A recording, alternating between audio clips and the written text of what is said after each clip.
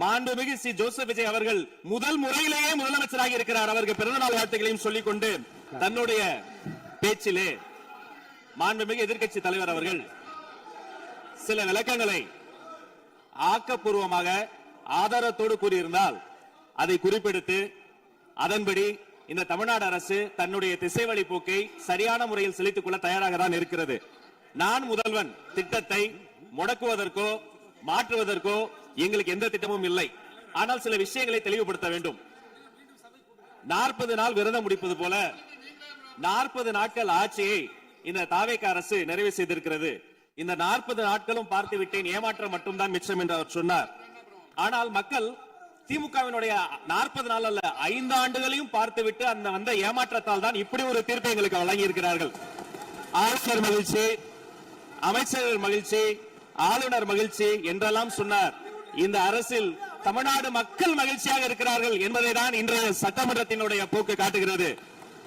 நான் முதல்வன் திட்டத்தை பொறுத்தவரை தமிழ்நாடு முழுக்க இருக்கக்கூடியவர்களை நான் முதல்வன் என சொல்ல வைத்துவிட்டு ஒரே ஒரு குடும்பத்தில் மட்டும் முதல்வர்கள் வந்து கொண்டிருக்கின்ற போக்கை மாற்றுவதற்காக தான் இப்படி ஒரு சட்டமன்றம் அமைந்திருக்கிறது. தமிழ்நாடு வரலாற்றில் முதல் முறை முதலமைச்சர் மட்டுமல்ல, மாண்புமிகு சி ஜோசப் விஜய் அவர்கள் முதல் முறையிலேயே முதலமைச்சராக இருக்கிறார். அவருக்கு பிறந்தநாள் வாழ்த்துக்களையும் சொல்லிக் கொண்டு நிதி ஆயோக் கூட்டத்தில் மாண்புமிகு முதல்வர் சொன்னதெல்லாம் 40 நாட்கள் நீங்கள் செய்திருக்க முடியாது, அது திமுக தான் காரணம் என்று சொன்னார்கள். நானும் அதை தான் சொல்கிறேன். இன்று அவர் சொன்ன சட்டம் ஒழுங்கு, போதை பொருள் எல்லா பிரச்சனைக்கும் 5 ஆண்டு காலமாக அவர்கள் செய்த திமுக ஆட்சி தான் காரணமாக இருக்க முடியும் என்பதையும் சுட்டிக்காட்டிக் கொள்கிறேன். பள்ளி மாணவர்கள், ஒரு கல்வித்துறை அமைச்சர் நான், பள்ளி மாணவர்களினுடைய புத்தக பையிலே அன்றைய முதல்வர் ஸ்டாலின் படத்தை நாங்கள் போடவே இல்லையே என்று பெருமையாக சொன்னார். அப்புறம் ஏன் சார் லேப்டாப்ல மட்டும் அந்த படத்தை போட்டீங்க? நீங்க லேப்டாப்பில் போட்ட படத்தை எங்கள் மாணவர்கள் திண்ணர் வைத்து அழித்து விட்ட காட்சிகளும் சமூக வலைதளத்தில் பார்த்துக் கொண்டுதான் இருக்கிறோம். ஒரு வரியில் சொல்லுகிறேன், கோயில் பிரச்சனையை முத்தமிழறிஞர் டாக்டர் கலைஞரினுடைய வசனத்தையே சொல்கிறேன். நாங்கள் கோயில் கூடாது என்று சொல்லவில்லை, கோயில் கொடியவர்களின் கூடாரமாக மாறிவிடக் கூடாது என்று தான் சொல்கிறோம்.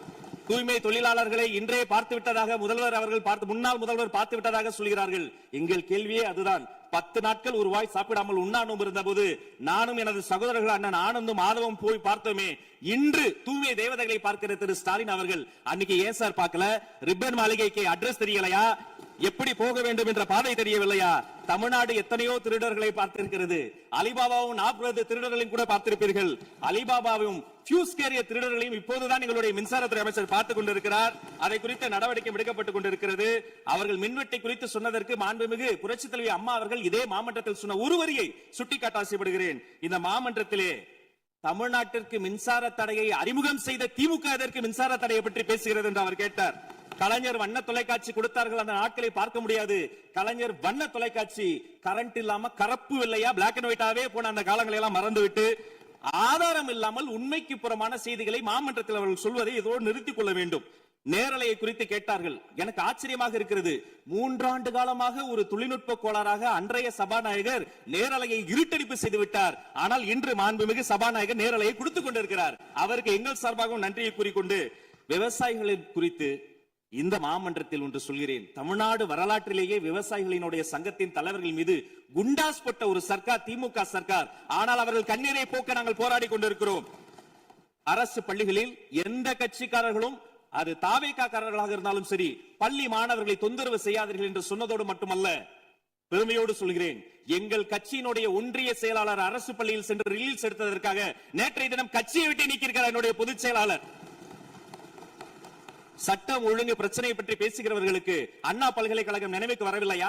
அண்ணா நகரில் பெத்த பிள்ளைக்கு கொடுமை நடந்ததற்கு கம்ப்ளைண்ட் கொடுக்க வந்த அப்பா அம்மா மீதை அடித்து துன்புறுத்தியது நினைவுக்கு வரவில்லையா? யார் அந்த மேலிடம் என்று கேட்பவர்களுக்கு யார் அந்த சார் என்பது நினைவுக்கு வரவில்லையா என்பதை உங்கள் மூலமாக நான் கேட்டுக்கொள்கிறேன். இடையில் ஆங்கிலத்தில் ஒரு விஷயம் சொன்னார், to remain silent. I want to quote Walter. I may not agree with what you are saying, but I am ready to give my life to defend your right to say it. எதிர்க்கட்சிகளினுடைய கருத்துகளையும் அரவணைக்கக்கூடிய மாமனிதர் இந்த மன்றத்தில் முதல்வராக உட்கார்ந்து கொண்டிருக்கிறார். ஆக்கப்பூர்வமான விமர்சனங்களை சொல்வீர்கள் என்று பார்த்தால் திரும்ப அரசியல் விமர்சனங்களை மட்டுமே சொல்லிக் கொண்டிருக்கிறீர்கள். இந்த சோஃபா கதையை இன்னைக்கு விட போகிறார்கள். எங்கள் தலைவர் சினிமாவை விட்டாலும் அவர்கள் அட்லி என்கிறார்கள், புஷ்பா என்கிறார்கள், ஜுராசிக் பார்க் என்பார்கள் போல் இருக்கிறது. நான் ஒன்று சொல்லிக் கொள்கிறேன், அந்த சோஃபா அவர்கள் வாங்கியது, அவர்களினுடைய வசதி கருத்து வாங்கியது. மதிப்பிற்குரிய அண்ணன்களை நீங்கள் சிறுமைப்படுத்தக் கூடாது. ஆனால் ஒன்று உறுதி, எந்த காரணம் கொண்டும் பார்க்க வருகிற கூட்டணி தலைவர்களுக்கு மட்டும் பிளாஸ்டிக் சேர் போட்டதை போல சிறுமைப்படுத்தக்கூடிய கட்சி தமிழக வெற்றி கழகம் இல்லை என்பதையும் நேரத்தில் நான் தெரிவித்துக் கொள்கிறேன். சிங்க பெண்களை குறித்து அன்றே விரிவாக தெளிவாக அழகாக நான் கூறிவிட்டேன். சிங்க பெண்கள் இந்த நாட்டினுடைய தமிழ்நாடு அரசினுடைய பொக்கிஷம். அவர்களை குறித்து மீண்டும் மீண்டும் இப்படி சிறுமைப்படுத்தி பேசியதற்காக மாண்புமிகு பேரவைத் தலைவர்கள் அதை கண்டிக்க வேண்டும்.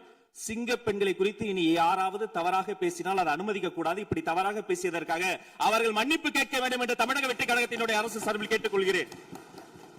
வாக்குறுதிகளை பற்றியெல்லாம் பேசினார்கள். பொதுவாக வாக்குறுதிகள் சர்வதேச அளவில் பொலிட்டிக்கல் பினாமினல் எப்படி உருவாகிறது? ஒரு பிரச்சனை, அந்த பிரச்சனைக்கான ஒரு சொல்யூஷன்ஸ், அதை எந்த பொலிட்டிக்கல் இன்டர்ஃபரன்ஸ் இல்லாமல் செயல்படுத்தக்கூடிய ஒரு செயல்முறை, பின்பு வரக்கூடிய அந்த வெற்றியை ரோடு போடுவோம் என்று சொல்லி ரோடு போட்டதை காண்பித்து எக்ஸிபிட் செய்து அவர்கள் முன்னோக்கி செல்வார்கள். ஆனா இங்க பொறுத்த வரைக்கும் நாம தமிழ்நாட்டில் இதுவரைக்கும் ஆண்டவர்கள் பிரச்சனையை ஐடென்டிஃபை பண்ணி சொல்லவே மாட்டாங்க. ஏன் தெரியுமா? அந்த பிரச்சனையே அவங்கதான், அவங்களே அவங்களை ஐடென்டிஃபை பண்ணி எப்படி சொல்ல முடியும்? சரி, அதுக்கு பாசிபிள் சொல்யூஷன் சொல்லி பொலிட்டிக்கல் இன்டர்ஃபரன்ஸ் இல்லாம அதை செயல்படுத்த முடியுமா? ஒரு முனிசிபல் கவுன்சிலர் தொடங்கி மாண்புமிகு அமைச்சரினுடைய வீட்டில் இருக்கிறவர்கள் வரைக்கும் கமிஷன் மீது கமிஷன் அடித்து அந்த ப்ராஜெக்டே முடியாது. கடைசியில் எதை விளம்பரம் செய்வது? அந்த திட்டத்தினுடைய வெற்றியையா எதை விளம்பரம் செய்வது என்றே தெரியாமல் தங்கள் தலைவரை, அதுவும் ஒரு குடும்பத்தை மட்டுமே வெறித்தனமாக விளம்பரம் செய்து செய்தி விளம்பரத்துறையின் கஜானாவை துடைத்து வைத்து சென்றிருக்கிறார்கள் என்பதையும் இந்த மாவட்டத்துக்கு தெரியப்படுத்த நான் கடமைப்பட்டிருக்கிறேன். இன்னும் ஒவ்வொரு வரியிலும் ஆக்கப்பூர்வமாக அறிவியல் பூர்வமாக எதையாவது சொல்வார்களும் நான் தேடி தேடி பார்த்தேன். அவராக 40 நாட்கள் தேடி பார்த்து ஏமாற்றம் அடைந்தார். நான் 40 நிமிடத்திலேயே ஏமாற்றம் அடைந்து விட்டேன். இதை சொல்ல வேண்டும் என்று சொன்னால் ஒரு நகைச்சுவை காட்சியில் சொல்வதை போல அதுல ஒண்ணுமே இல்ல, கீழே போட்டுருங்க. நன்றி சட்டப்பேரவை தலைவர் அவர்களே.